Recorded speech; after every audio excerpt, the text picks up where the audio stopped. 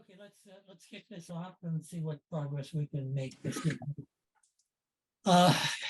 Good evening, ladies and gentlemen. My name is John Leonard. I'm chairman of the Milton Board of Appeals.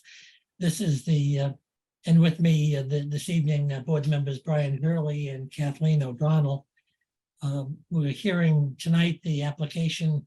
Is it Guglielme? I'm sorry, never took French. I think Will and Danielle Chauvet is fine. That makes it great. If there's no objections, Will and Danielle Chauvet, represented by Attorney Marion McGettrick. The property is located at 12 Morton Terrace. The application is dated January 19th, 2023, and the applicants are seeking a variance to convert their existing single-family home at 12 Morton Terrace into a two-family home. The applicant's residence is located in a Residence C zoning district. The home was built in 1928 before zoning. It was enacted in the town of Milton in 1938, and for much of its existence was considered a two-family residence. In 2011, the home was converted to a single-family home by the applicants. And the Milton zoning bylaw, section 3A, the use regulations, prohibits the creation of two-family homes in a residential zoning district. So Mrs. McGettrick is seeking an application for a variance as the preferred relief to return this property to a two-family residence. The rules of the board are such that first we'll hear from the applicant, and then we'll hear from, we'll have questions of the applicant.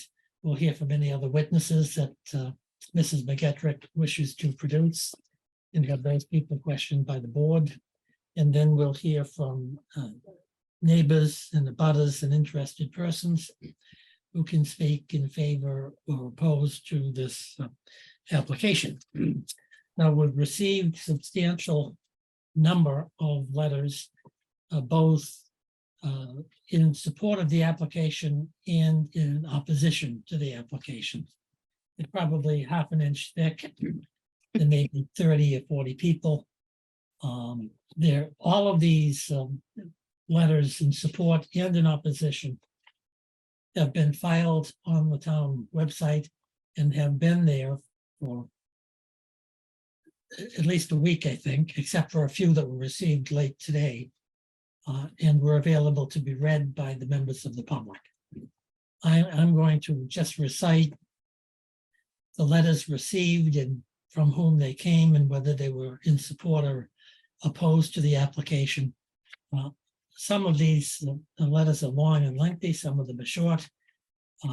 And if I spent the time to read these into the record tonight, would read them into the record and probably adjourn for another day and put everyone to sleep at the same time. So that they're all on file, they're all public, and they're all available to be read. But let me just read into the record the letters.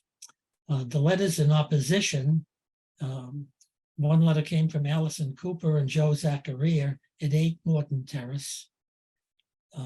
Another came from David and Jessica McColgan, M-c, capital C-O-L-G-A-N, of 15 Morton Terrace. And I think the McColgans may have actually sent in 2 oppositions to this application. We've received a petition in opposition to this variance request, signed by 12 or more people, some of whom independently submitted their own oppositions. And I'll just read the names of these people into the record. There's Brian O'Halloran of 7 Morton Terrace. There's Constance O'Halloran of 7 Morton Terrace. Allison Cooper and Joseph Zachariah of 8 Milton Terrace. Lisa and Tom Hooper of 40 West Side Road in Milton. Patricia Finn of 6 Morton Terrace. Tom Goltz, G-O-L-T-S, of 50 West Side Road. Joan Goltz of the same address. Catherine Carroll of 48 West Side Road, and Kevin Carroll of the same address. Julie Lammers, Lammers, of 9 Morton Terrace. David, I should get this, but I think we did McGoggle or something close to that. The writing's hard to read. I think I've already recited his name. Of 15 Morton Terrace, and Jessica McColgan, that's what it is, McColgan, of 15 Morton Terrace. Brendan Lammers of 9 Morton Terrace. Evan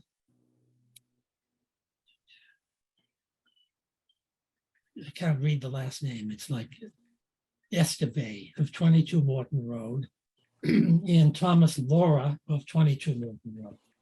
So they all signed the application, signed the petition in opposition to the application.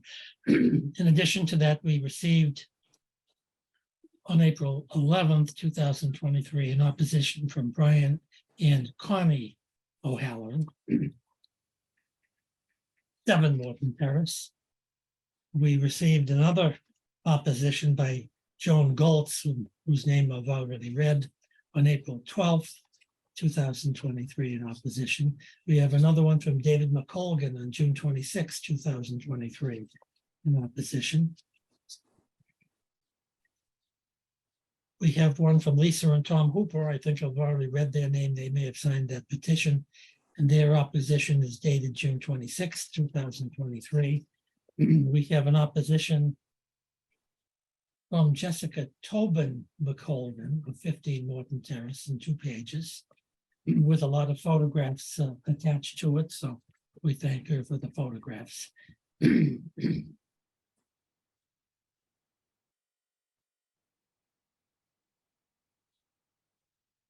that we've already read.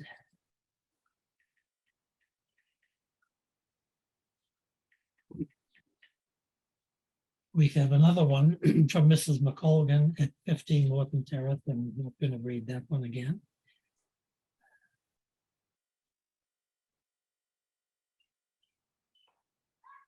And we have another email from the Lammers, whose names and address I've already read. And then we have a series of emails in support of this application for variance. One is dated April 4th, 2023, from Tom Way, W-A-Y-E, of 38 Morton Road.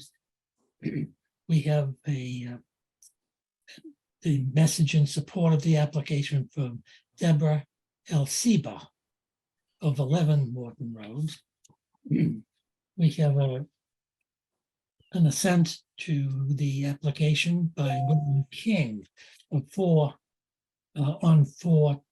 April 23rd, 2023. We have another support email from Karen Chan. It says Kring, but I guess it is Kring because it appears twice. Karen Chan Kring of 80 Elliott Street, Milton. It's dated April 4th, 2020, in support of the application. We have an assent to this application from Owen Hartford and Penelope Partridge of 45 Westford Side Road, which is dated April 8th, 2023. We have a letter in support from Sandra Almeida of 20 Morton Road, dated June 18th, 2023. We have a letter of support from Margaret Conant, who's the owner of 11A Morton Terrace, on April 3rd, 2023. We have letters from Robert Moffat and Jerry Moffat, dated April 3rd, 2023, in support of the application. We have a letter from Daniel Jaffe and Ann Carpenter, dated April 3rd, 2023, having no objections to the application.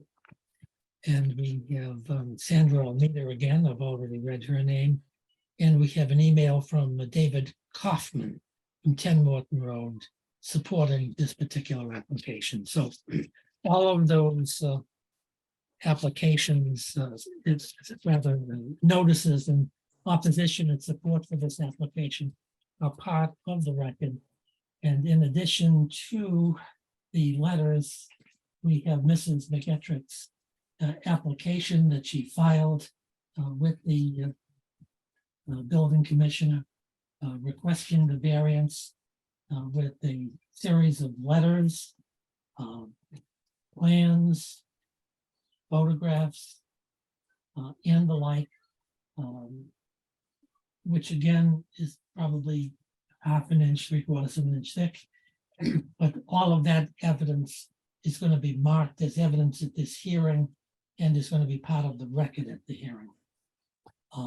As I didn't say at the beginning of this, so this particular application was initially referred to our building, to our zoning administrator. And unfortunately, it was not anticipated that this application was going to be as complex and contested as it was. A couple of hearings were held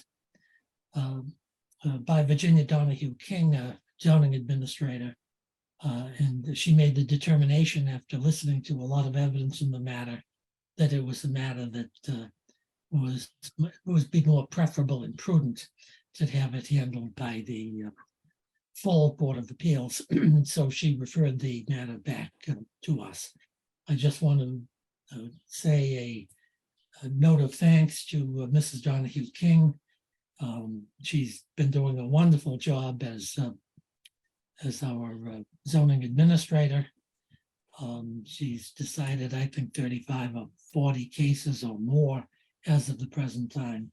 She worked very, very hard on this application, and I want to thank her for her time and effort. I think she was right in making the judgment that it's better to send this type of matter to the full board. And if the board had anticipated this being as contested an application as it turned out to be, we would not have referred it to Jenny. So I want to thank Mrs. Donahue King, Virginia Donahue King, for her public service as the zoning administrator, for her terrific work, for her patience, and for her hard work on this particular application. So I think without further ado, Mrs. McEtrick, welcome back to the Board of Appeals. We're delighted to hear from you. Thank you. Yes, I'm Mary McEtrick and representing the applicants and have through this hearing process with the single zoning administrator. And I have submitted, I'm sure you have all this material from your description. I've submitted the application for this. I submitted letters on April 11th, May 3rd, May 16th, and then finally on June 21st for this hearing. And so I'm not going to go into certainly not going to read those letters. They're available to be reviewed. I would like to summarize the basic facts of this application and then the arguments that we presented in our most recent letter about the standards for a variance and how we feel this application may satisfy those standards. So as you've already said, the applicants live at 12 Morton Terrace. Morton Terrace is now a dead-end street, and this is one of the two houses at the end of the street. Since 2014, when a development was approved by the Board of Appeals adjacent to this property, where there's a 27-unit apartment building, a 2-unit historic home, and a new carriage house with parking areas, that entrance is no longer an entrance into the development area. And I'll talk a little bit more about that decision a little bit later because there's some relevant conditions in that decision just relating to parking and turnaround on Morton Terrace. This house is a craftsman style 2.5-story structure on a 6,315 square foot lot. And it was constructed as a 2-family home. And so because of the lot size and also the fact that it's a 2-family use, it is a pre-existing non-conforming use as well as structure. The lot's in a C district, and there was one apartment on each floor. This use continued for 83 years. When the Chauvets purchased the property in 2009, it was a 2-family property. They, at that time, had young children. They made improvements and then finally decided that they'd like to use the entire area of the home while their children were young. The only way to do that is to stop using it as a two-family. They took some kitchen appliances out on the second floor. They didn't change the house in any substantial way structurally. So it's still laid out the same way as it was when it was being used as a two-family. And at least their view is that it could very easily be used as a two-family again in terms of the way it's designed. The several years later, as I've mentioned, this development at 50 Elliott Street was approved with variances by the Board of Appeals. So they are now next to a higher density apartment building, a two-family home. And then they have an existing condition of two families on one side, two families to the, and two family homes to the rear. And in addition, on Morton Terrace, there are two other existing two-family homes. Fast forward to today, the Chauvet children are now adults, and the Chauvets, they first approached me about this idea and application back in the fall. They're just talking about how they're going to live in there as they get older, and they're looking towards retirement. And they would very much like to restore the two-family use that this house had for so many years. There's a number of reasons for that. I mean, one obviously is that it would provide them with some additional income. They expect that they would certainly benefit from that in order to maintain this home, which currently is in beautiful condition. It's been renovated, and I know the neighbors all agree with that. They've mentioned it a number of times. And in addition, they'd like to provide the opportunity, they would like to share their living space with either relatives or other compatible tenants while they stay in their family home, rather than being alone as they grow older. Those tenants could be relatives, that could be their children. It could be someone else that they feel comfortable with, renting to. They don't know for sure. They would prefer to go back to the two-family use and have the option of choosing tenants as appropriate, rather than, the more limiting strictures of the temporary permit bylaw, which also requires that you have currently a family member who wants to live in the apartment. And they're not currently in that situation. They just think that it could be possible in the future. We've had 3 prior meetings to discuss this application, and the Chauvets have made efforts to respond to the concerns. So you will see in the materials that have already been filed, that the Chauvets filed an off-street parking plan to show how they would create additional parking spaces. When they bought the house, the rear yard was gravel. There were 2 garage spaces underneath the house, which still exist. They've done a lot of attractive landscaping, but they have created a design so that they could have 5 off-street parking spaces at this house. That is more than the requirement for a two-family structure in any zoning district in Milton. So it's a very generous amount of parking, and probably more parking than any other house in the street has, although I haven't gone out and documented that. Also, they've already created the parking. As soon as they came up with the plan, they said, this is good. We'd like to have this. It gives them room to pull in on their own property and stay off the street. And so I think it's already finished, and the grass is growing, and there's some pavers in the front that are grass pavers. They've also asked me after these hearings to research the variance conditions for 50 Elliott Street. And when I did that, I did see that there was a provision or condition in that decision that there was supposed to be a turning area and a cul-de-sac at the entrance to the development.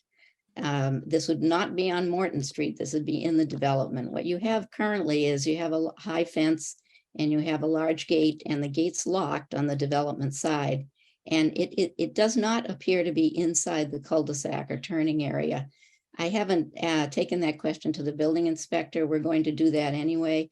It would be up to the building inspector to determine whether that is compliant or not compliant with the conditions in that permit, and he could do enforcement if it's not. The reason I mention it is one of the concerns expressed in these hearings is there's not enough turning space in the end of the street. And if this house is converted back to two-family use, there'll be more cars. It'll be even more crowded for neighbors across the street at 15. Morton Terrace. I think it's important to understand that when the new development went in, there was supposed to be provision for creating an open area to turn around off Morton Terrace, the end of Morton Terrace. Before the development, there was a single family home, an historic home, and it had a driveway from the end of Morton Terrace. So it was open before 2014 when that was finally approved. So I've provided a letter just for, this hearing, talking a little bit more about the standards of variance and some detail of what I think justification is and how this property may meet those standards. And in terms of the first one, which is a unique property, a unique lot, usually physical characteristics of the lot. The unusual characteristic here is that after the Chauvets bought their property, a multifamily, the zoning wasn't changed, but a variance was issued allowing multifamily development next door and a considerable increase in density and type of housing. In addition to that, there is the 83-year history of use of this property as a two-family. And, the unusual situation, in my experience at least, of having the applicants, decide to use it as a single family and then later decide to go back to two-family use after a period of time, not too lengthy a period of time. And then finally, the lot is surrounded on several sides by multiple two-family homes. One on the right side, there's none on the left side, so this doesn't qualify for a special permit, but there are two in the back, and there's one, there were two that were removed when the development was approved in 2014. So it is a rather unusual lot it is at the end of a dead-end street. It's a sort of challenging location, but because the applicants have created additional parking on their lot, even in advance and without knowing if they'll get this variance, I believe that they've shown that there should not be a problem because of increased cars. One of the things I've talked with the Chauvets about a lot is the fact that in all of our neighborhoods, I live in a neighborhood that's similar to this, a lot of single family and two families. The population changes over time. So a family will have a lot of young children, then the children get older, they're in high school, they have cars. That's the most intense time for automobile use. And then they go to school. Sometimes they come back to live with their parents. That happened to a lot of us. But in any case, it isn't necessarily the characteristic of a house as a two-family house that determines the number of cars and the number of comings and goings. I know this is a concern that's been expressed by everybody, but the simple designation of something as two-family doesn't really mean that the traffic will increase. It could mean that you'd have one elderly couple and one single person living in the house in the second unit. It's just what's open to possibilities, certainly, but it certainly isn't a guaranteed result that it will be more intense. The second criteria is hardship. And here, what we have been trying to explain is, and what we feel rather strongly is that the Chauvets should not have to move out of their house in order to find appropriate ground level, smaller accommodations when they retire and as they grow older. They live in a house that's designed as a two-family. The first floor of this house is ideal for that purpose. And it just doesn't really seem to make much sense. And it is a form of hardship for them to be removed from their house by these circumstances. So, I'm sure there are all kinds of definitions of hardship, but that's the argument in this case. And there's no question that it's very difficult to find this type of housing in Milton. We hear about it all the time. Where none of us nobody's really in favor of changing the zoning everywhere and changing all of our housing patterns. But at the same time, we have to recognize that when we don't want to live in our large homes by ourselves, if we can't do this kind of thing, then we have to move out. And this home was designed for two occupancies. The third criteria is no substantial detriment to the neighborhood. I've talked about parking and traffic. We've given you some evidence that adequate parking will be provided at the site. There's an 83-year history of two-family use here, and there were no problems during those 83 years. There's one neighbor, I think it's the Conants, who sent you a letter saying I think there's more than one neighbor who have been here for a long time who have reported that there has been no problem during that history, and I found no record of anything at the building department.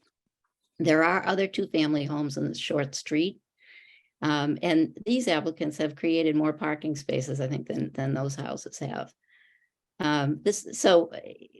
We've presented evidence that there will be no detriment from a parking or traffic standpoint if the two-family use is allowed. The final criteria is no derogation of the zoning bylaw or of its purpose. Here, the argument would be that the zoning bylaw allows two-family use if there's a two-family home on each side. In this case, there's a two-family home on one side. The other side is a single-family home. But there's a 27-unit apartment building, a two-family historic home on the same side as the two-family, and there are two more two-family homes in back of 12 Morton Terrace. So the argument would be that to allow restoration of this two-family use is consistent with the intent of the bylaw, which is to limit two families to areas where there are other two families or higher density uses exist.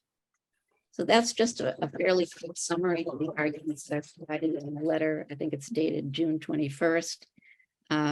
We've certainly, I've delivered a number of other letters to the board, but I think that that's a summary of our application, and I would prefer to leave more time for comments from everyone and questions from the board if that's acceptable. Okay, great. Yeah. That's fine. Thank you very, very much, Mrs. McKettrick. Let me see if Ms. O'Donnell has any questions. Ms. O'Donnell, do you have any questions of Mrs. McKettrick and her presentation? No, I would probably wait until later. Thank you very much, though, Marion, for the information that you provided. And the plans were very helpful. Okay, thank you. Thank you very much. Mr. Brian Hurley, do you have any questions at this point for Mrs. Thank McKettrick? you. Thank you, Mr. Chairman. I will wait as well until the end of the presentations. Okay, thank you very much. I just, Marion, I have just a couple of questions, and they're relatively brief. Mhm. But I just don't have the answers. You've talked about the uses in the neighborhood, and you mentioned there's a 1-2 family that's right next to the subject property, and there are a couple of others that are right down the street or downward from the subject property. Are all of those 2-family houses that are 2-family residences that are in the area of the subject property, do they all exist because they're pre-existing non-conforming uses? I can't say that I've researched every single one of them, but I believe those on Morton Terrace are pre-existing non-conforming. And that's because if you look, I did give you a GIS plan, and I marked, this is with my most recent letter, I marked the location of the 2 families, and they don't have 2 families on both sides. And there's no record of a special permit having been issued either. I didn't research the Elliott Street homes. Some of them are next to each other, so they might have qualified for a special permit, but they're all older structures, which likely preceded the 1938 zoning bylaw. Good, because that's my conclusion. I wasn't able to do the research, but it seemed to me that all of them were pre-existing non-conforming uses.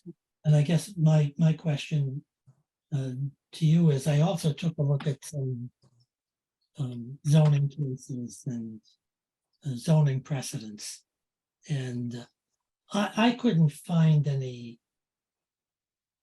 direct evidence where a previously existing 2-family house that had been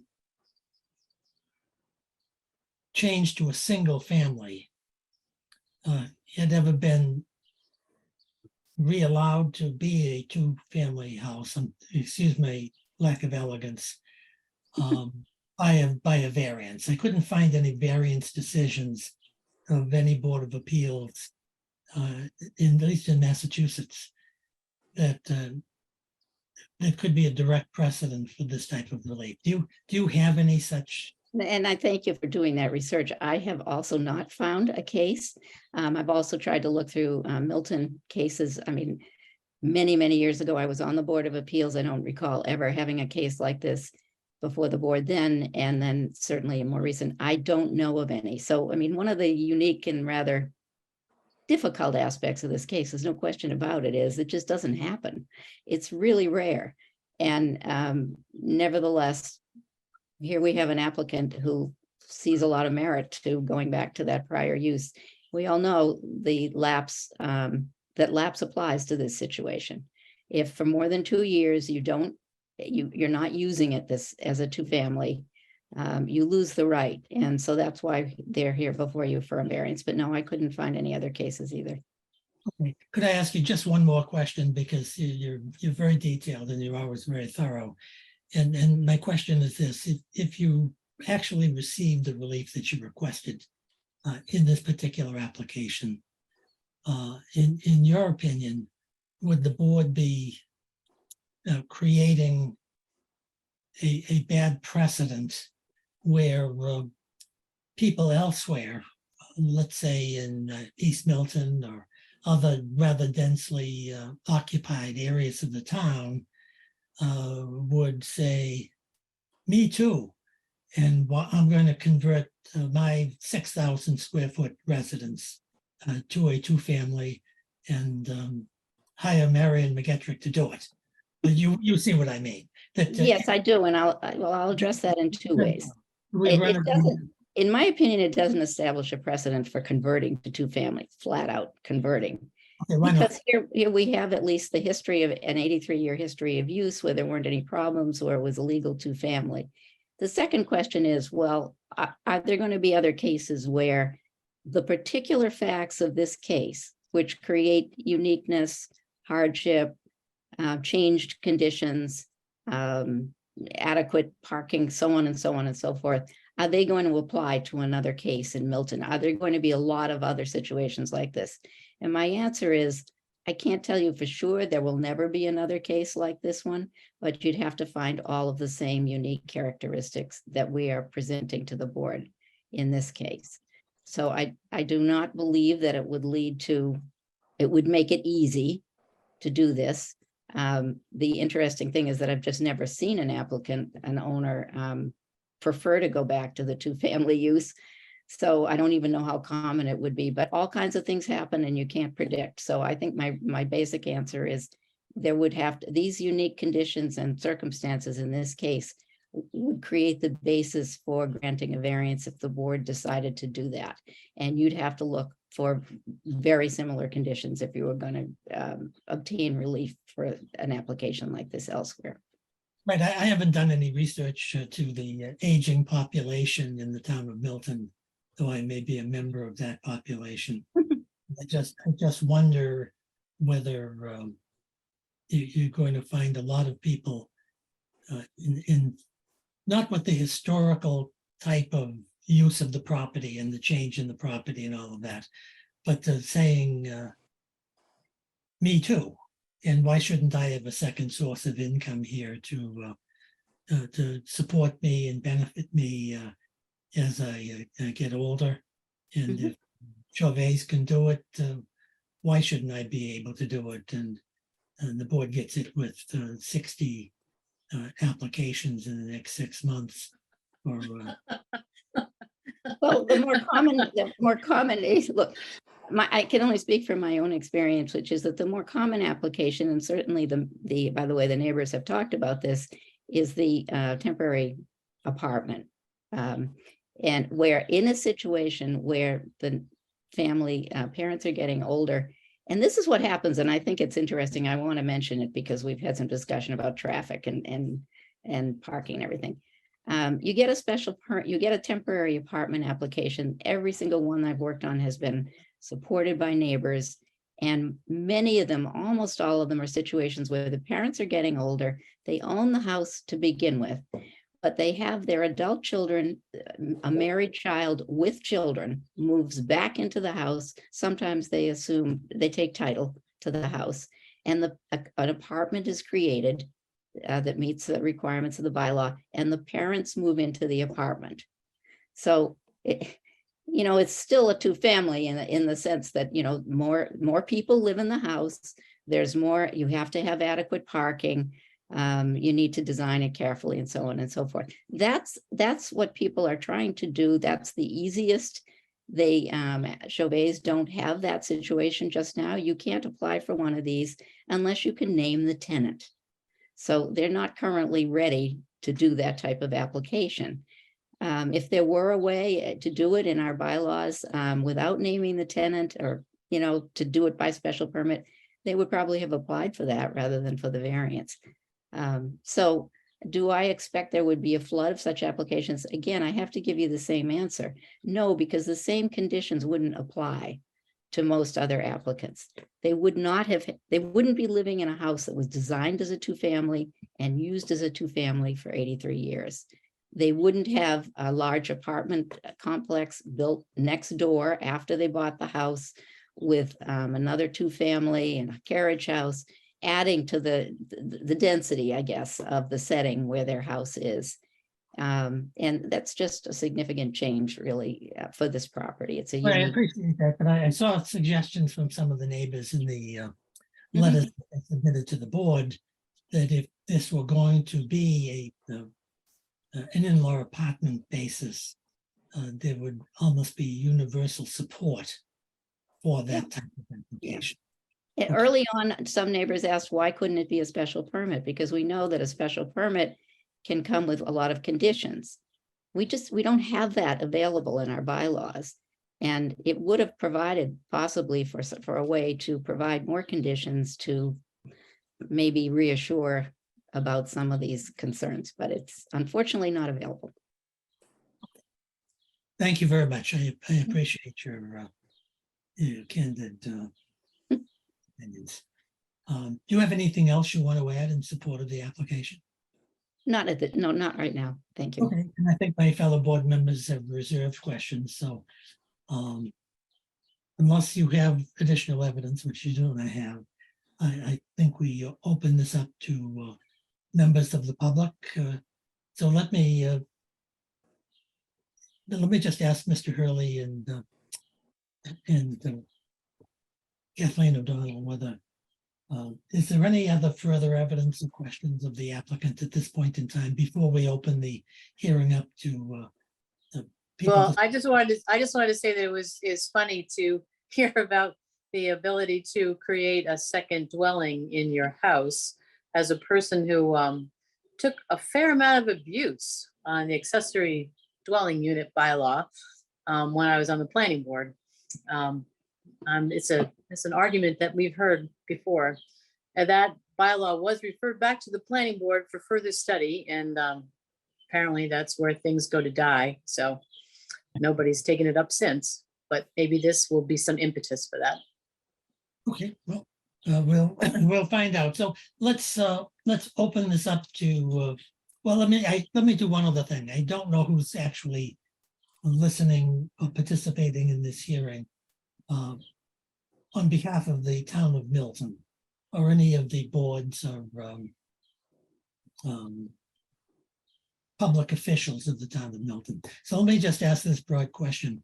Is there anybody present this evening who either works or is employed by the town of Milton in an official capacity who wishes to speak either in favor or in opposition to this application?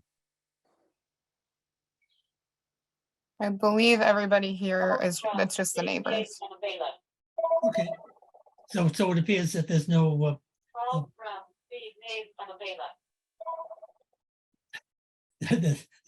it's just the microphone is picking up something.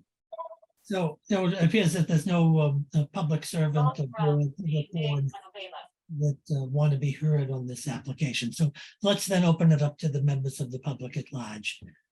Let's start with people who wishes to speak in support of this application for variance. And let me just say that for neighbors' comments and public people who live in the vicinity, even though you've submitted written materials, you're certainly free to participate and to present your views at this hearing. But I just ask that you please kind of summarize what your position is in a concise and clear manner, and not read two-page letters to us that we already have on record. And likewise, if you have any further questions to ask, you're certainly free to do it here. So, Julia, do we have any person present who wishes to speak affirmatively in support of this variance application? I have a couple hands up. I'm not sure who's in favor and who isn't. Do you want me to just kind Let's of go do down? this. We want hands from people who wish to speak in favor of this application at the present time, and we'll hear from those people, and then we'll hear from people who wish to speak in opposition to this variance. So with respect to people who support this application for variance, is there anybody who wishes to be heard? And if there is, put your hand up, please.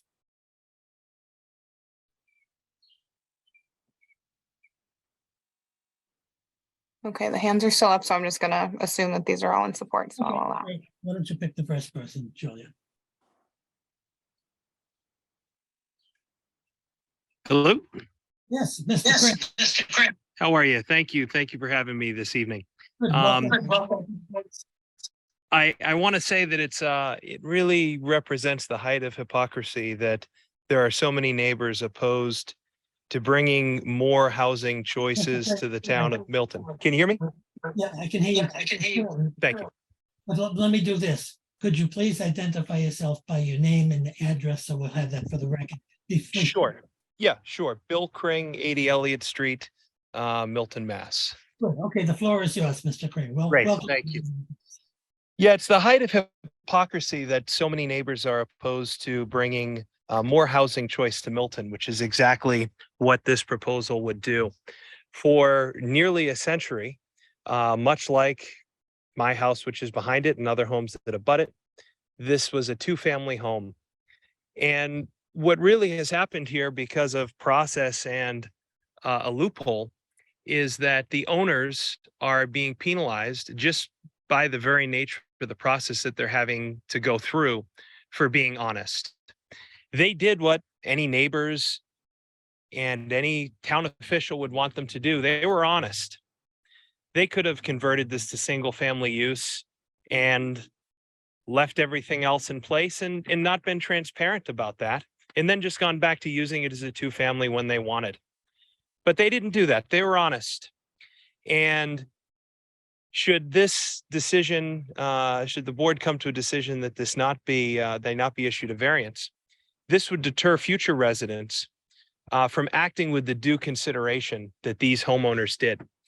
Number two, as their attorney nicely outlined and concisely outlined, returning to a two-family use is completely in keeping with the neighborhood and other apartment buildings in the area, and would provide a second unit at a time when the price per dwelling in Milton is going through the roof, and the number of rooms per unit is increasing. I think the last time I saw the metrics from 6.9 to 7.1, indicating that larger dwelling units are being constructed and fewer residents are therefore in the actual homes.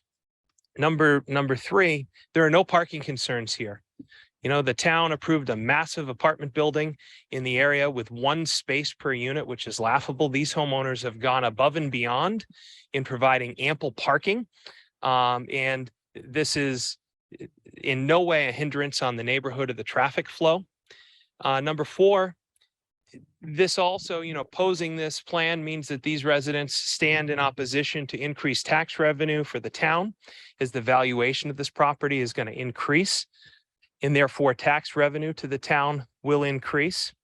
And more to the point, the tenor of the previous meetings where those in opposition talked about the nature of the neighborhood fundamentally changing if this becomes a two-family and they bought a nice home on this street for their little family, must think that families that are hardworking, tax-paying, law-abiding citizens don't live in two-family homes, which I have a law-abiding, tax-paying family that lives in a two-family, And we are great contributors to the town of Milton and love Milton. And it's just unbelievable to me to hear that that type of veiled language would be used to oppose the addition of another dwelling unit, which had been there for 83 years. This could bring great new people to the neighborhood that contribute to the block parties and the fabric of the community. It doesn't detract from someone's home that they bought next to a giant apartment building that sticks out like a sore thumb on Elliott Street and to those on Milton Terrace that can see it. And finally, in a town plagued with a lack of affordable housing from a policy standpoint, this board should vocally support this type of proposal. The homeowners have shown the utmost consideration for the rules in both going to a one-family use and then in applying to this very through this very process to return to a two-family use.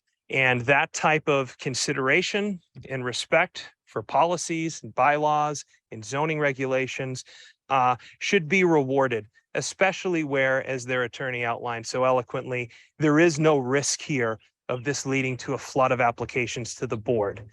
I would be hard pressed to think of many homes that are in this situation where not only did they not convert from a two-family to a one-family and leave everything in place, you know, this change wasn't done all that long ago. It's not like we're talking about 50 years ago, it was knocked down and a new structure was erected. And now they said, oh, well, this was 50 years ago, we had a two-family here. We want to go back to that. That's not the case here. This is the same dwelling with the same footprint, with the same interior.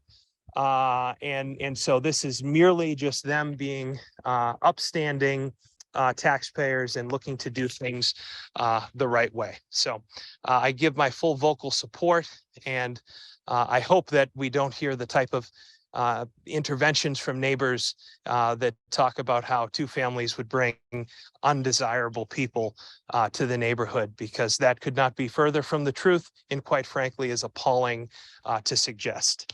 Thank you. Good. Thank you, Mr. Crane. Let me just check with my board members. Mr. Hurley, do you have any questions you want to ask of Mr. Crane? No, I think he was very clear. Okay. Ms. O'Donnell, do you have any questions of Mr. Crane? No, thank you. And I appreciate his appearance here. Thank you. Good. Neither do I. So thank you very much, Mr. Crane, for your presentation. Thank you for your service. Julia, who do we have next in support of this application? We have Dan Jaffe.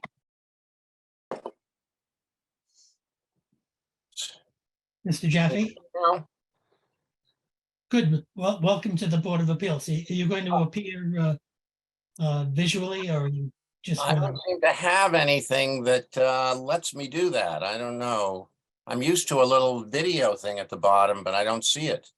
Okay, well, that's fine. Why don't you introduce yourself? We still like to have you here anyway. Why don't you introduce yourself and tell us your name and address, and we're delighted to hear from you. Okay, I'm Dan Jaffe, and I live at 5 Morton Terrace, so just down the street from the housing we're talking about. And I have lived in the neighborhood for nearly 33 years now. Makes me one of the old timers. I remember when I moved in with young kids that there were some other old timers around, and it was kind of an interesting mix. And now I'm at the other end of the spectrum. I don't want to repeat things that that Ms. McKettrick said, because I think she laid it out very well. I think that the fact that this home was a two-family for a long time, a long time, it is a major factor in this issue that doesn't really create much of a precedent for other potential applicants. There's not that many that will be in this type of situation. And on top of that, they really did not change the place structurally in order to convert it from a two-family to one family back in '09. And so it is kind of a unique situation. They've done what they need to do, and then some in terms of parking. I don't see how there's traffic problems that will be created by this. I'm not even sure. I mean, people have trouble turning around at the end of the street. You know, after this is done, after this conversion happens, if it's approved, they will still have problems turning around at the end of the street. It won't be worse, won't be better. I do want to say that the Chauvets are excellent neighbors, and a real asset to the neighborhood. And the one other thing that I did want to add is, having been here for 33 years, which is more than most, this is not what I would call a single family neighborhood. I did not think it was a single family neighborhood when we bought the house. And it, you know, it's a mix. There's 3 two-family houses right on the street. And they've been there for, you know, there were 3 two-family houses on the street when I moved in, and there are other houses. And this is a fairly dense neighborhood. It's not, you know, these big sprawling houses you can get in some other sections of Milton if you can afford them, which I couldn't. And I'm really pleased to be living and really pleased to have raised my kids up here. I felt it was a safe neighborhood. I felt it was a friendly neighborhood for the most part. And the fact that when my kids became teens and they could take the trolley and the T into town was a major plus. Our oldest was 13 when we moved in, and that was definitely a factor. So, you know, we did hear at the last hearing that, you know, people said, well, I didn't think that this was, you know, that this neighborhood was going to become like this. But they didn't do their homework if they're saying that, because that's what the neighborhood has been. It's been kind of mixed. There's been some people I didn't like and people I do like, some people above me in income and a few below me in income. And I like that kind of mixture. And so I strongly endorse the approval of this. Thank you. Good, thanks, Mr. Jaffe. Let me just check with my board members. Brian, do you have any questions of Mr. Jaffe? I do not, Mr. Leonard, thank you. Okay. Let me, Kathleen, do you have any questions of? No Mr. questions. Thank you, Mr. Jaffe. Thank Okay, you. I don't have any questions of Mr. Jaffe. Thank you for participating tonight, sir. Julia, do we have somebody else? Yes, we do. Jerry Moffett. Yes, hi, my name's Jerry Moffett, and I live at 10 Morton Terrace with my husband, Bob. We live right next door. We're the single family house next door to the Chauvets. We've lived here, like Dan, we've lived here over 30 years. When we moved in, it was a 2-family house next door and was never a problem. At the end of the street was the Henry's house. And so if you use that property to turn around, you were turning around in someone's driveway. So that I don't see as particularly was an option that was taken away. And at that time, the Henrys came up and down the street. So there was an extra car that we don't have now that was coming up and down the street, whereas now the end of the street is blocked off. I feel like the Chauvets have been excellent neighbors. I'm impressed with all the accommodations and responses to people's concerns that they have done. I feel like there have been many good points made. And I feel that I would be very sad for the Chavez to feel like they had to move because of the living situation not being returned back to a two-family, which it originally was, and still, for the most part, is on the inside of the house. So that's my 2 cents. Thank you very much. Thank you for your 2 cents. Let me just check with my board members. Brian, do you have any questions of Ms. Moffett? I do not, but thank you, Ms. Moffett. And Thank you. how about Kathleen O'Donnell? Do you have any questions of Ms. Moffett? No, thank you. And thank you, Ms. Moffett, for speaking. Great. Well, thank you as well, Ms. Moffett. And Julia, do we have anybody else who wishes to speak in support of this application? Yes, one more, Ann Carpenter. Hi. Hi, Ms. Carpenter. Welcome. Hi. Are you there? Do you want to appear visually, Ms. Carpenter? I can't. I just have this little picture apparently. I don't know where that came from. But Why so don't- Tell us where you live, ma'am. yeah, okay. 5 Morton Terrace. I'm married to Dan Jaffe. So I've also been here over 30 years. We brought up our children, our 3 children here, and they're gone for now. And you know, it was a lovely neighborhood to bring my kids up with. There was a 2-family, 3 2-families on the street. Whoever owned the Chavez property had it be a 2-family. I never had any fear of children playing in the street, of there being too many cars, of cars going down fast, when there were tenants living in that house, as well as tenants living in the other two families. So, you know, I've been very happy living here. The Chauvets are wonderful neighbors. And in fact, I don't know how many people know this, but Danielle Chauvet was in the forefront of making sure that that big development, the original idea was that they could come down our street. And she made it very clear that we did not want all those people coming down our street into the 30 or whatever units. So, you know, she really stood up for us here in this neighborhood. And I find it sad that there's been so much opposition. And I will say also for Danielle, she continues to be a good neighbor and to feel good about everyone, even when they're opposed to her. You know, and she has said as much to me.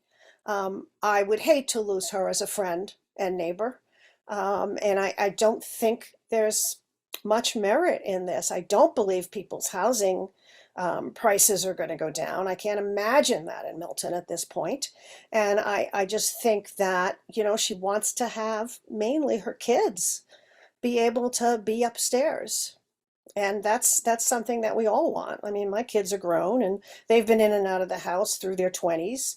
And that's what happens these days, you know, especially with young adults. It's difficult.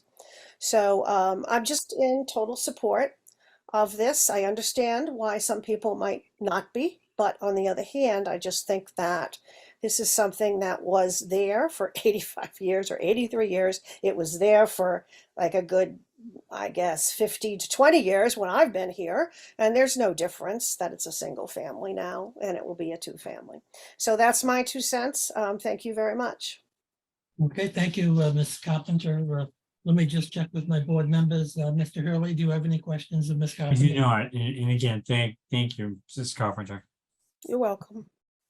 And Kathleen, do you have any questions of Ms. Carpenter? No, I do not. No, thank you, Ms. Carpenter, for speaking. Okay, then thank you as well, Ms. Carpenter. Julia, do we have anybody else who wishes to speak in support of this application? No one else in support, but Marion does have her hand raised. Yeah, Mr. Leonard, there is a Peggy Conant. She's on her phone. The number is 740-359-4808. She's trying to speak, but she doesn't know how to be recognized. Oh, I'll allow her to speak. Thank you.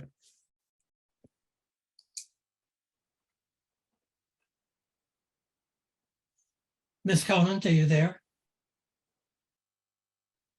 Hi, can you hear me? We can hear you perfectly. Are you Peggy Conant? Yes, I am, otherwise known as Margaret. I am the owner of 11 and 11A Morton Terrace, one of the other two families on the block. Okay, My welcome to the Board of Appeals. sorry. I said, welcome to the Board of Appeals. Thank you. Thank you. I've listened to all the meetings that we've had on this matter, and there's part of me that is just heartbroken, actually, going through this every time we've had a meeting, because it makes me feel I don't live always in the neighborhood that I thought that I moved into. That's from the standpoint of, I didn't realize that there would be so much disagreement over this. But that aside, that is something we're going to have to deal with, like families deal with their stuff. You know, I mean, that's we're going to live with each other regardless of the outcome. And I just hope that we can move to a place where we're not holding any bad feelings. But my comment tonight really is directed at the public servants of the town of Milton, because shame on them for not seeking every possible opportunity to turn over every stone to maintain affordable rental housing in the 128 area, all over the Boston area. Housing is at such a premium, so needed, and affordable housing. And Milton has a mandate, I believe, like every town does, to provide a certain amount of housing. The rental housing is critical to helping meet that need. And so, why are we as citizens even debating this when I think the town should be proactively stepping in and saying, hooray, hooray to this family for being willing to make their home available to more than just two people, because it has the capacity to house more than two people, so, or more than one family unit. It shouldn't even be coming to this sort of personalized session. It needs to be at a town systemic way that we are discussing housing. So it's a lost opportunity. And I wish that we had representation of town meeting members other than you dedicated folks who did show up in your role in the appeals. I think that's really what I want to say tonight. And I hope at the end of the evening, we can all just resume being neighbors, whatever the outcome is. Thanks. Okay, thank you, Ms. Conant. Mr. Hurley, do you have any questions of Ms. Conant? No, and again, I very much appreciate the comments. Ms. O'Donnell? No comments, no questions. Thank you very much for speaking. Okay, Marion, just let me ask you one question, and then there's no affordable housing component to this application, is there? This No, is there isn't. market rental. It's actually pretty difficult to do one unit as affordable when you have two units. But Oh, right. I haven't really discussed that, but on the other hand, it's completely up to the owner what they charge for rent or if they charge rent. So It's not the just leave that as an function- open question, but no requirement. It's not the May I function. make one comment, however, that the rental housing stock is an important function of having any affordable housing. So if you take away even higher priced rental, you put a strain on affordable housing in a town. Okay, thank you. Thank you for your comment. I just wanted to make sure that we understood that there were, and that everyone understood that this was going to be a free fair market rental. And whatever, if you get your application allowed here, whatever rental the Chavez seek for this property is no business of the Board of Appeals. Julia, do we have anybody else who wants to speak in favor of this application? I don't have any hands up for people in favor. Okay, so let's see if we have people present who wish to speak in opposition to this application. Do we have any hands? Yes, I'll start with Brian and Connie O'Halloran. Yeah, hi, good evening, board members. My name is Brian O'Halloran, and I lived on Morton Terrace now for 32 years. What's your address there, Mr. O'Halloran? It's 7 Morton Terrace, Great, thank you. and first off, I want to say that the Cheuvets have really kept their home in great condition, and they've been good neighbors. But I have to admit, I'm in opposition. Along with the 15 other people that signed a petition in opposition to this two-family variance. I think Ms. McKettrick outlined in her letter June 22nd that there are just 4 criteria that are required for a two-family variance, and one of which is the hardship. And it's my understanding that all 4 of those criteria must be met. One of the criteria, the hardship criteria, has not been met. There's some discussion of hardship in Ms. McKettrick's letter around economic hardship, which doesn't qualify. And since they failed to meet one of the 4 criteria, the variance should be denied on that alone. In addition to the strong opposition that folks still feel, abutters still feel in the area. And we outlined on May 16th what we think is a reasonable compromise. The Cheuvets have talked about having a couple of their kids come back. In fact, I think that's the reason why the in-law bylaw was incorporated, and we would encourage the Cheuvets to look at that option. That would in fact give broad support from those that are in opposition now to that situation. So we'd like to see them think about that. And finally, I know we've been talking about precedent, and there's a number I want to throw out at folks, and it's as of May 31st in the town of Milton, there are 7,215 residence parcels as 101 zone single family. If we go ahead and decide to use, for example, this home used to be a two-family as a precedent, should the board decide to vote in that direction, isn't it possible that even 1% of those people in the town might decide to use that as a precedent? That's 70 homes. That's 70 of these meetings. And that sounds like an unreasonable burden on the town. I guess I don't have much else to say. I hope the Cheuvets take up our offer to do temporary in-law. Thank you. Thank you, Mr. O'Halloran. Let me see if any of my board members have any questions of you. Mr. Hurley, do you have questions of Mr. O'Halloran? I do not. Thank you, John. And Mr. O'Donnell? I just actually wanted to point out that there seems to be some concern about a decision in this case establishing a precedent for future cases. And the case law in this issue is pretty clear about the fact that one decision does not make a rule for the entire town. A board is totally entitled to make a different decision the next time. It's not bound by precedent. And so I'd like to assuage some of the concerns that people have expressed about that particular issue. Okay, thank you, Kathleen. Do you have anything else to add? No, I don't. Okay. Thank you, Mr. O'Halloran, for your appearance. Marion, can I just ask you one question so we have it clear?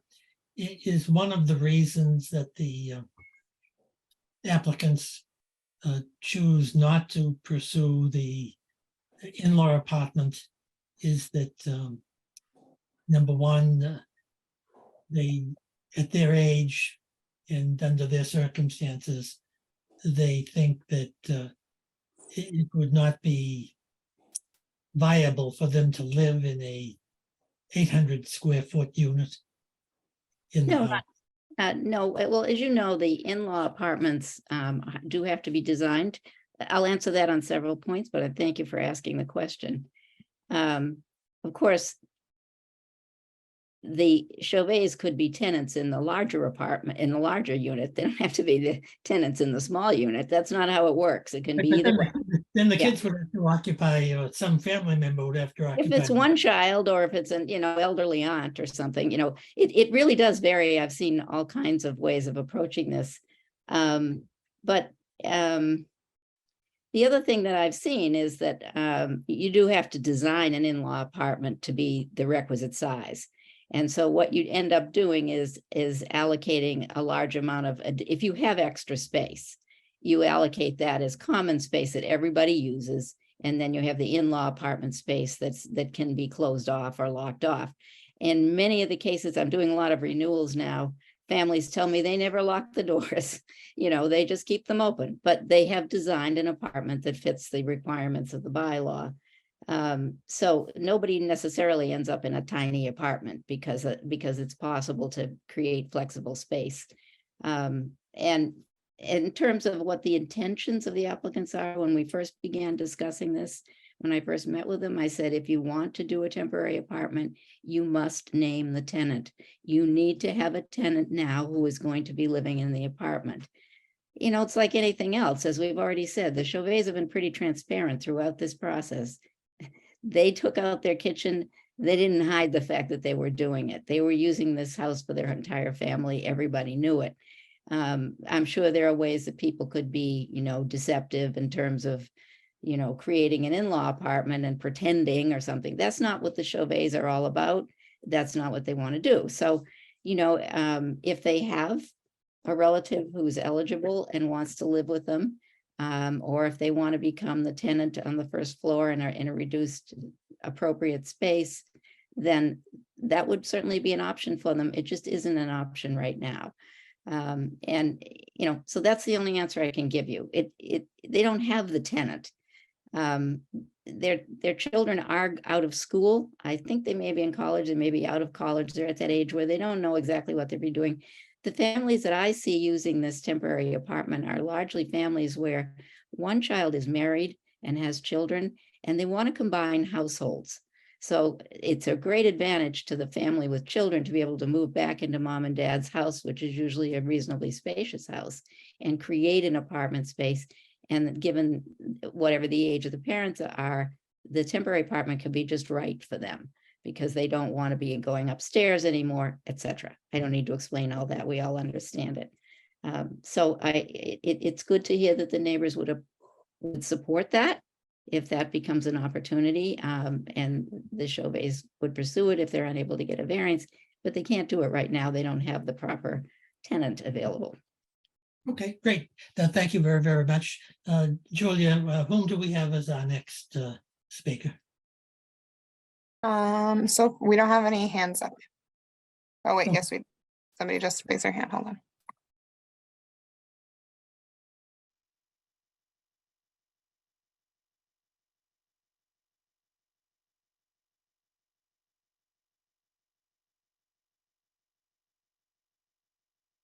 Miss McColgan, are you there? Yes, sorry. Can you hear me now? Yes, we can hear you clearly. You're going to join visually or just telephonically? Yep, just telephonically. So I'm Jessica McColgan, 15 Morton Terrace, directly across the street from 12. I would just like to state that none of my issues or opposition points have anything to do other than the fact of public safety for my family. I've written such in my letters that we have a unique situation. I'm the sole parent 6 months out of the year to 3 very small children. And the only fire hydrant which now services, as we've all discussed, a population now due to Elliott Street, is directly across the street from me and is often blocked, even overnight. And the fire gate that problem has been resolved, but that was also constantly blocked. And it is just concerning to me that my family and my young children's public safety is being twisted into me being against, two family homes. And I just think my concerns, much like when the Chevet family fought for Sullivan, as a parent, it's my duty to look out for my children's best interest. And if I feel that there's a safety concern, I have to vocalize that. And I need assurances that those things will be taken seriously. All right, do you have anything else to add? No, as you mentioned, I've written letters, speaking to that. I just wanted it on record that my issues are public safety concerns. Great, I appreciate that. Let me just check with my board members. Mr. Hurley, do you have any questions of Ms. McColgan? I do not. Thank you. Yes. Kathleen, do you have any questions of Ms. McColgan? No, I do not. And I just thank you for speaking and for sending in your information and the pictures. Yes, thank you as well, Ms. McColgan. Julia, do we have anybody else that wants to speak in opposition to this application? We do not have any other hands up. Okay. So let's, that will end the public discussion, though, as I said, we do have all of the letters and we will consider those as evidence as well, even people who couldn't attend the meeting tonight or whatever, who choose not to speak. We'll end the public participation in this hearing, and let me ask Mrs. McKettrick, do you have any additional evidence, or do you want to sum up your position in light of the public comments before we move to the process of discussing and perhaps deciding this case this evening? I don't have a great deal to add. I will say Jessica McColgan has brought up several public safety issues which are valid. And of course, there shouldn't be parking in front of a fire hydrant by anyone on the street, and then the police need to come and immediately remove a car that's doing that. I know it's frustrating if you see it happening and you don't get immediate response.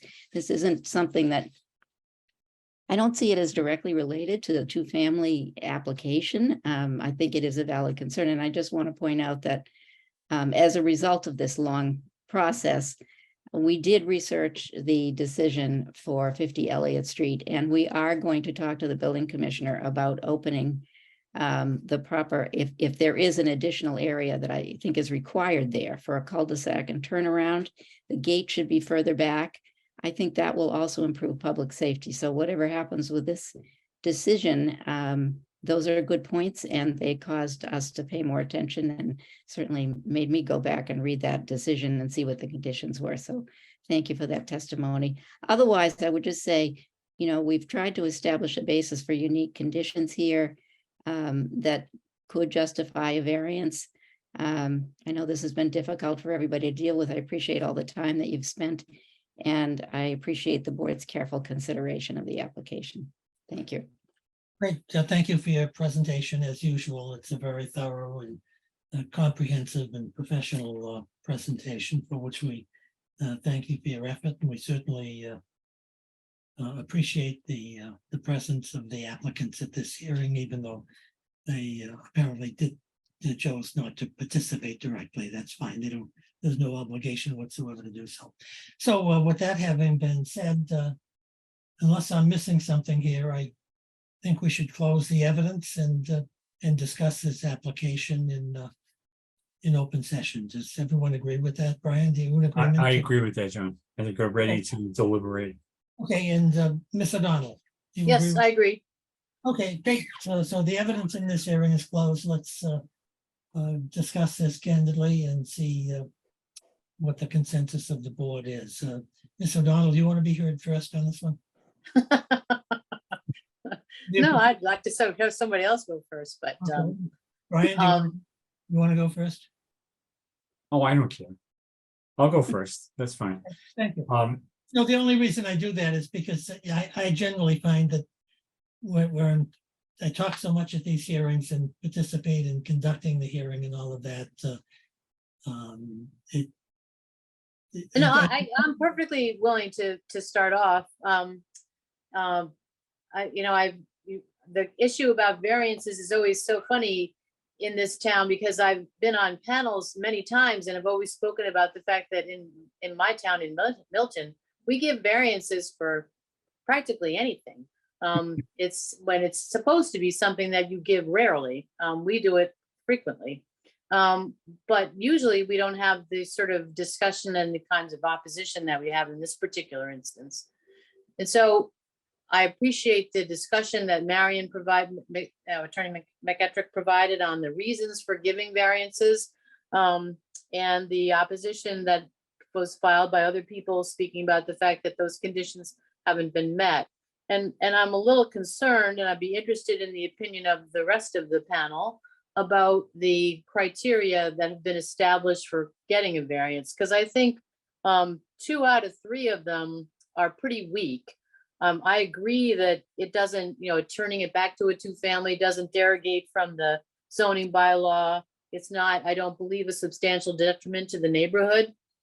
I know people have been saying, oh my gosh, it's going to cause economic hardship. My house will be worth less money if it's another 2-family. And I don't think there's really any evidence to support that. Certainly not in Milton and certainly not in the market situations that we have these days.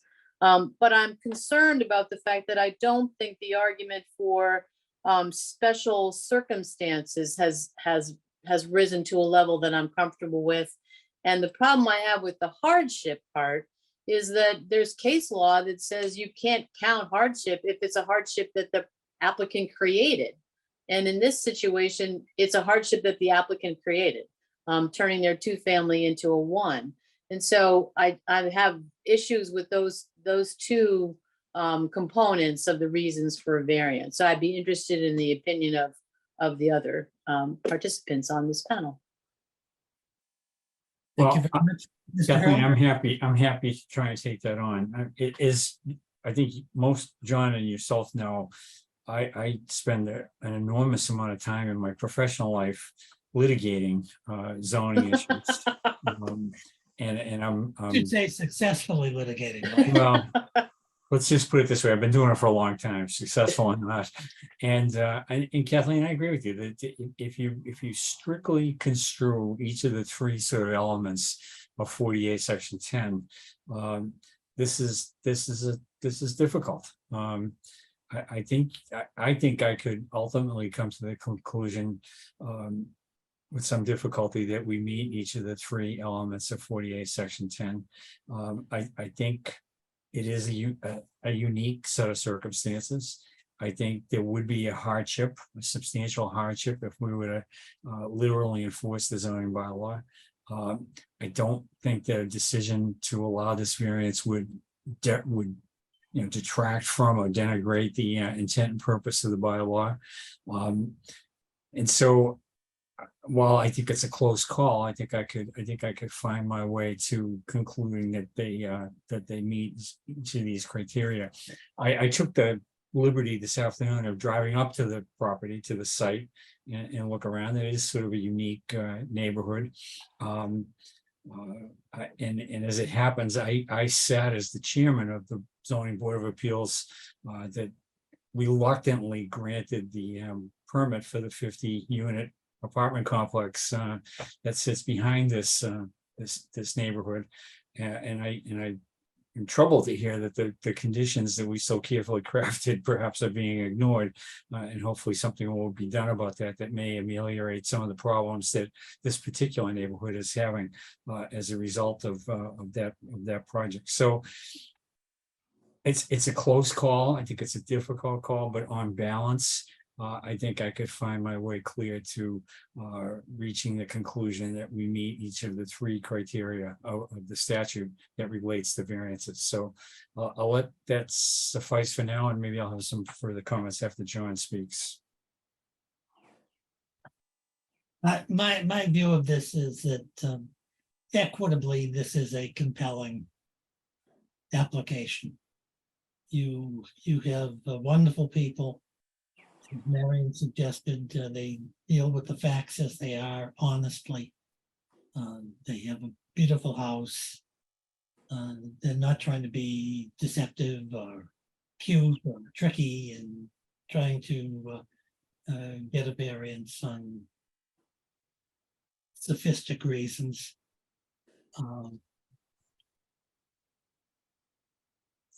Ryan tries more variance cases than I do. I'd love to ask him what the statistics are, because I think 99.9% of variances that are granted by boards of appeal and are appealed are reversed by the appellate courts, and usually very, very quickly. The standard, I'm not going to read the standard for a variance. Marion knows them better than I do, and I think probably the Chauvet's know them now more than they want to know. They're very, very difficult to overcome. And I'm not convinced that an appellate court is easily going to find that here there's a substantial hardship, to the extent that the cases talk about substantial hardship. And so in one sense, I think equitably, this variance should be allowed. I think legally, it's on slim grounds. And the issue is the applicants are pursuing the variance with a terrific lawyer, Mrs. McGettrick. And I think they have to know that in doing so, they're probably going to end up on an appeal. And apparently they're willing to take that shot with the time and expense of that. And I guess the more complicated issue is, under these circumstances, that we have people who are opposing the variance. I think they're good faith oppositions. And is it fair to foist on the opposition here the obligation of spending the time, money, legal expense in opposing this particular application for variance? So I think I kind of sit in the same situation as my friend Kathleen O'Donnell, who is a zoning expert that I will never be. This is a thin variance case. It's personally compelling, but I tend to think that the applicant may be on the wrong side of the legal issue. I couldn't find, and I actually spent too much time looking for cases, not only in Massachusetts, but in the surrounding states. I didn't want to go to Arizona or California to try to find cases where you had a two-family house that had been converted and then reconverted back by variance. I couldn't find any precedent whatsoever. So that's where I stand. I'm very much on the middle. I feel that the applicants have presented the best case they could under the circumstances. They've pressed this. They haven't sought any other alternative solution for reasons that I think we all understand. And I guess the question is, should we anticipate, second guess, or reasonably guess what an appellate court would do with this case under the circumstances? But if the applicant wants to spend the time and effort to do that, then I feel that maybe they should have the opportunity of doing so. So back to you, Kathleen.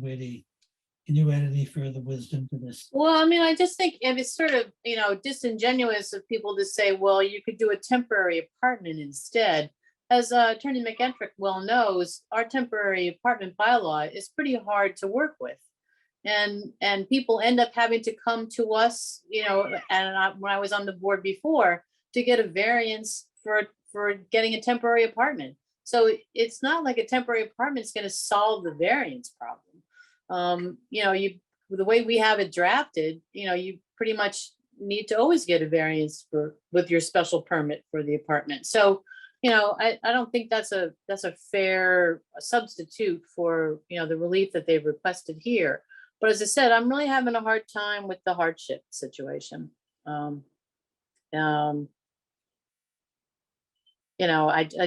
said, the case law that I've looked at has all been, if you caused it yourself by converting your apartment, your house, financial hardship isn't really that is some, but you really have to make a case for that. I don't think we've got that here.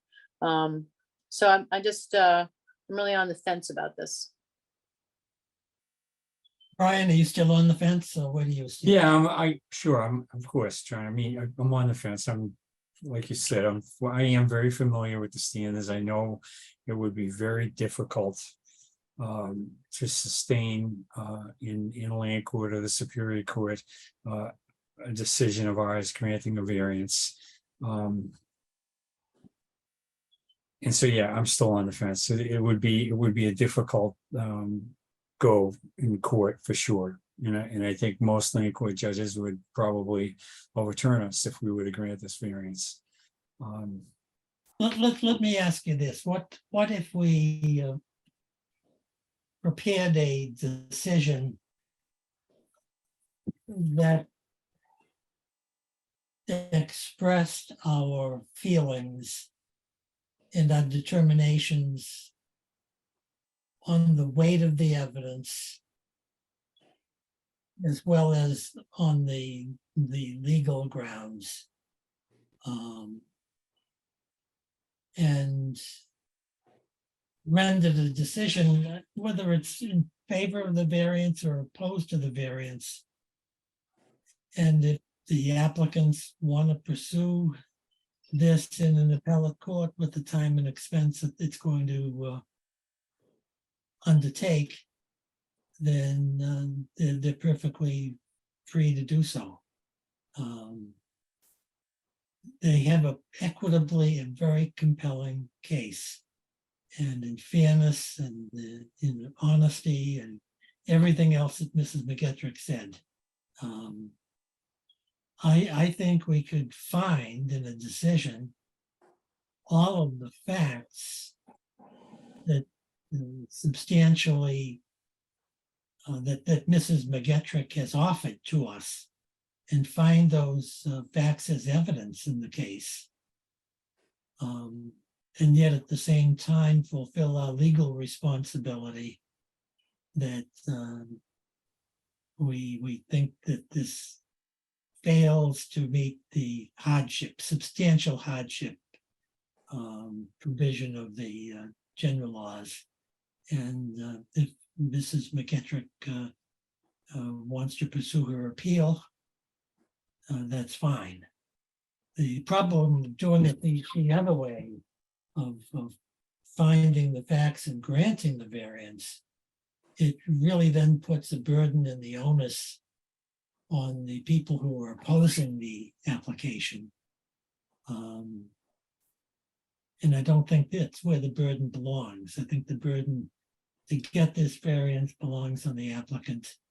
And I think if we're concerned whether taking every fact and inference that Mrs. McEtrick has offered to us, and we find those facts to be true, but we still have concerns that there's not substantial hardship as a matter of law. Let the court decide that one way or the other. Make any sense to you, Kathleen O'Donnell? Well, I mean, the problem I have is that, we do know as an outside issue that the state has told us, we're an MBTA community and that we have to upzone, areas that are close to transit, which this area clearly is. I did the same thing that Brian did. I just drove down the street and took a look around. So, and we have until December to come up with these new districts. And so to a certain extent, you're sort of saying, well, it's going to be upzoned, and at some point in the game, like by next year, you'd be allowed to do the 2-family without having to seek a variance. You'd be able to be done as a matter of right. So that sort of makes me kind of lean more towards saying, let's issue the variance and then, caution it as much as we, condition it as discuss our, on the fenceness about it and our issues with it and let it sort of sit there as that, as a variance that we've issued. And then hopefully whether somebody challenges it or the next time around we have this issue, it's an upzoned area. And so that would be done as a matter of right. Well, are you confident, Kathleen, that this residence is within the geographic confines of that MBTA legislation? I know that the planning board, I've been at a bunch of the meetings for the MBTA communities, and I think that this area is part of one of the districts that the town is proposing.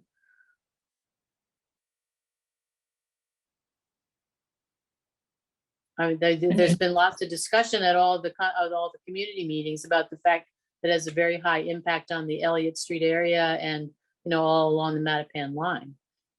Right, but has that been specifically defined, or is it still in the Not process yet. of The zoning is still in the works.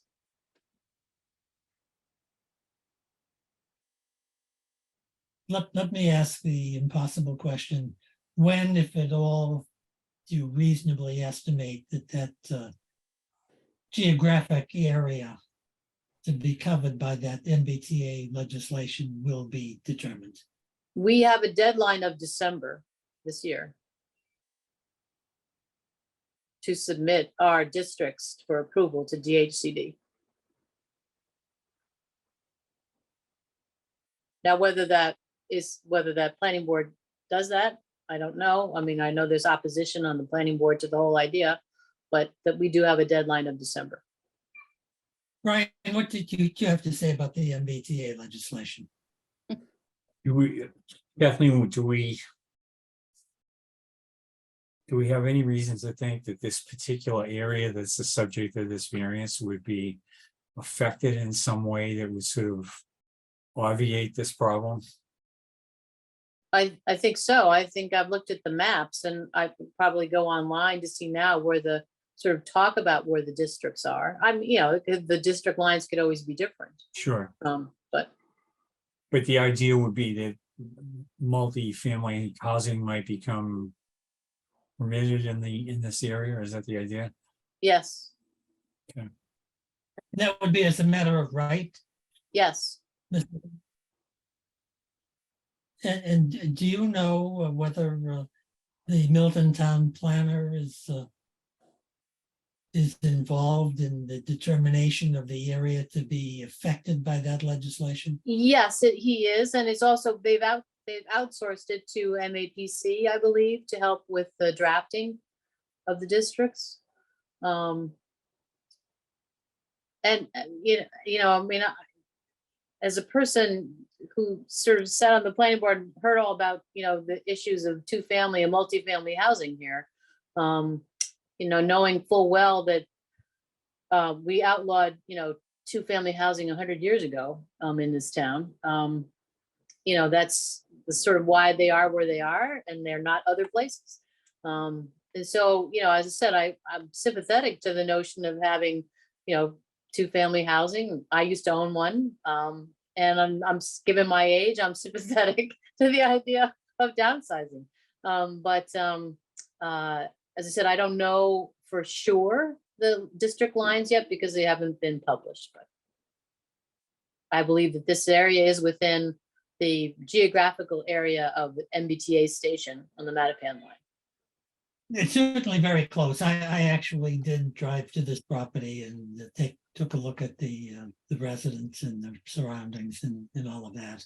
There've been some difficult comments made about the apartment house that was built, but I thought it looked terrific, and I think it was a big improvement to Mhm. the area.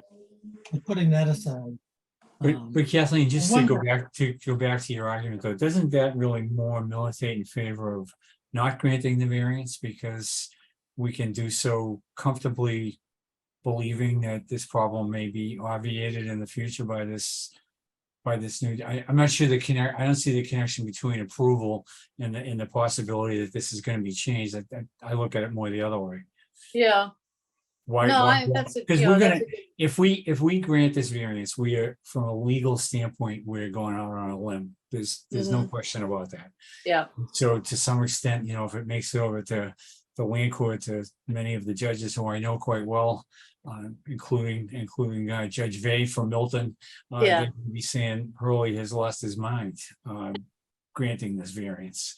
no, Um, I hear you on that. I agree. no, And I so hear you. I would be more comfortable in sort of not struggling to grant a variance that I know is dubious, if I had some reasonable belief that this problem was going to be addressed in a different way, in the not too distant future. Hmm. I think you're both right, to be frank about it. And unfortunately, in my opinion, I don't know the land court as well as Brian does. Brian lives in the land court. I'm more in the Superior Court. But in my view, the courts, because of COVID and the wide variety of other concerns, are severely broken. I had an eminent domain case that was 3.5 years old. It went to a pretrial conference 30 days ago, and the judge assigned it for trial in 2015, 2025. No. Yes, yes, God. yes. So that my concern here is that in all likelihood, if by the time a decision is written on this one way or the other, and it's appealed to the appeals court, or perhaps to the land court, I'm not sure, that it's going to be 2 or 3 years from now before you ever get a decision. I Yeah. wonder whether it's more efficient for us, and this is something that need Ms. McGettrick's involvement in and assistance in and consent in, of perhaps continuing this case for a month or two, doing some internal investigations. Marion could talk with the Milton Town Planner and the like, see how the MBTA legislation is coming along. And if it were as Kathleen is suggesting, within the area, the confines of the area, then you may have a decision as a matter of law that we could rely on.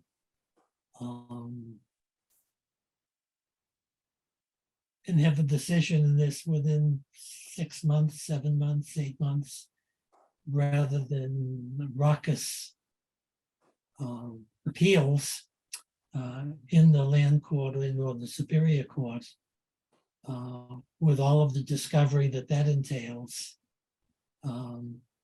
in a decision 3 or 4 years later.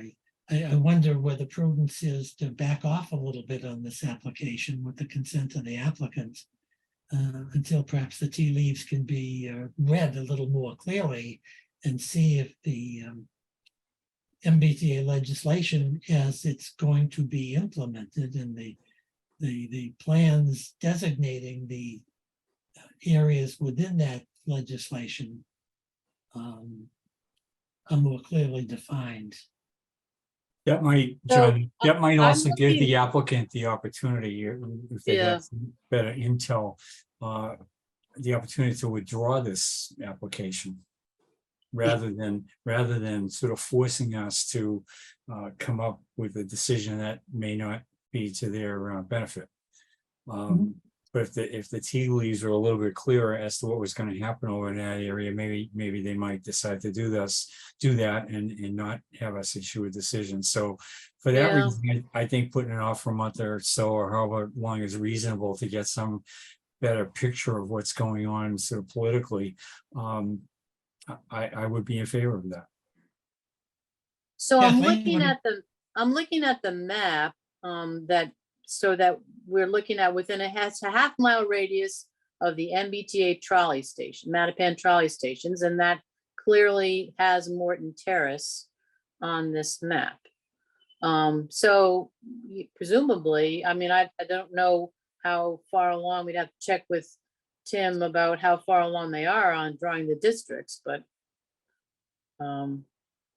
that might not be a bad idea.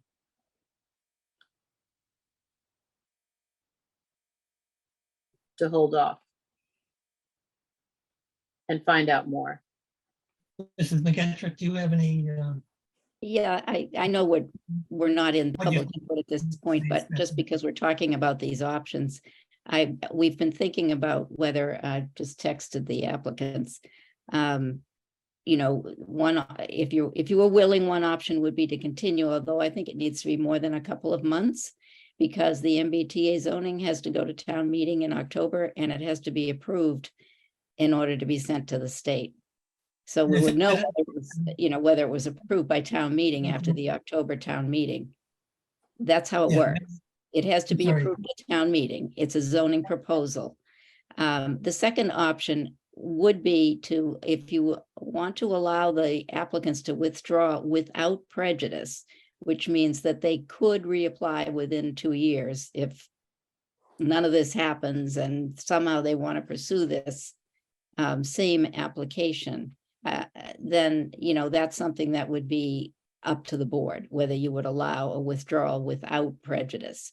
Withdrawal, this is kind of late to normally ask for withdrawal. So did a withdrawal and just a regular withdrawal, that means you can't reapply within 2 years. It's a limit. Either way, given your discussion, it does seem to me, and given what's going on, it's just not clear what that zoning will be and where it will apply. And it's something we've been unable to grapple with either. We've pursued this application and continued with it because we don't know what's going to happen with that. We simply would ask that you give us, if you prefer that to a continuation, the applicants would have to pay a new application fee and advertise again. But other than that, I don't see a great deal of difference, because we could ask to incorporate everything submitted already in this application if they decided they wanted to come back in. It seems preferable to speculating about who's going to appeal and how long that's going to take, because this decision raises a lot of questions for the board.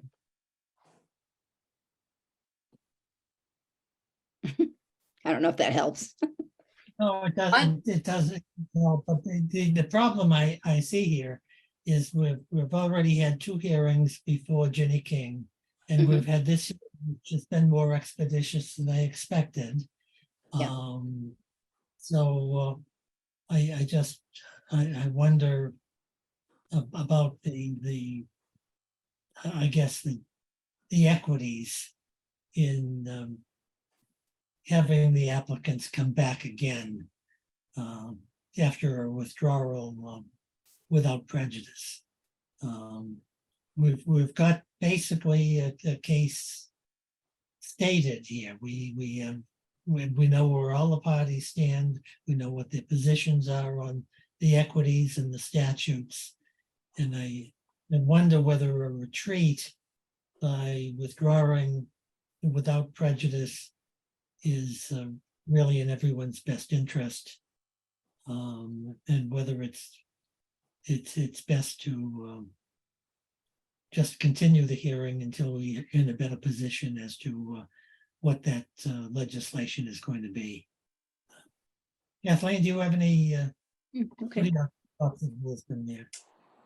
I'd be inclined to let them withdraw and reapply, because, you know, as it's a, I don't know that a continuation does anything. Well, my concern with continuation is we will inevitably have to continue again because we're not gonna know Yeah. exactly what the timeframe Right. is. And, you know, it could, with state government and all the rest, it could take forever, who knows? I would be, I'd be amenable to allowing the applicant to withdraw, rather than have an adverse decision and, forcing us to do something that we probably don't really like to do, but we'll do because we know what the law is in this area. And so I would be inclined to allow them to withdraw, without prejudice. I don't see how anybody gets hurt by that. That's my 2 cents. Well, it's really $1.02, Brian. I think you're right. I think continuing it is probably not the proper thing to do. So do you go along with basically letting them, will allow a motion to withdraw without prejudice? And let the tea leaves settle and see where what the Yeah. terrain. I would be in favor of that. I am too. If you don't have any objections to that, Marion, I think that's the preferred solution. If you could give me just a minute, I just want to consult with my clients Sure, please do. by text, just to confirm that they may be okay with that. So they said they did ask me to ask, so I'm just saying. This. Okay. Too bad I can't type.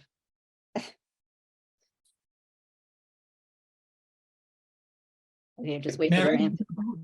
why don't we just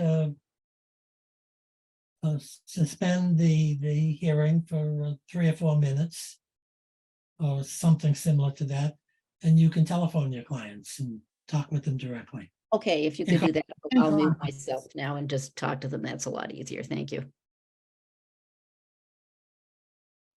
I'm all set.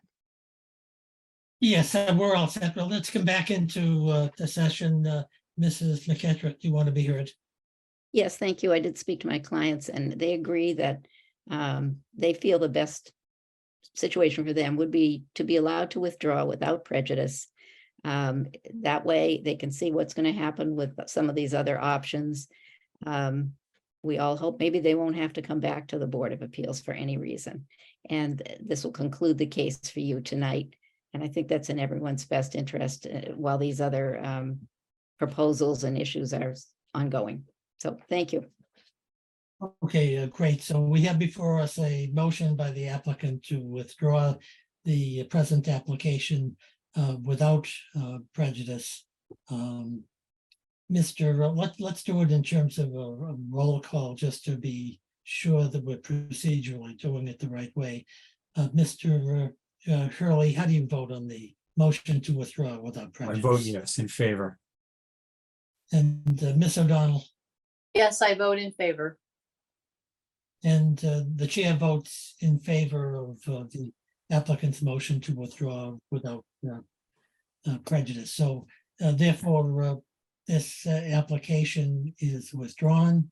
Mrs. McKettrick will put together an appropriate motion to withdraw and get it executed by you and by the board so that we can file it with the application. And let's hope the tea leaves are a little clearer when you revisit the same. But thank you for your presentation. Thank your clients for their patience. And I want to thank the people who spoke in favor and in opposition. They were all well motivated, in my opinion, and speaking in good faith. And I think this is the preferred method that benefits not only the applicant, but it also benefits the town.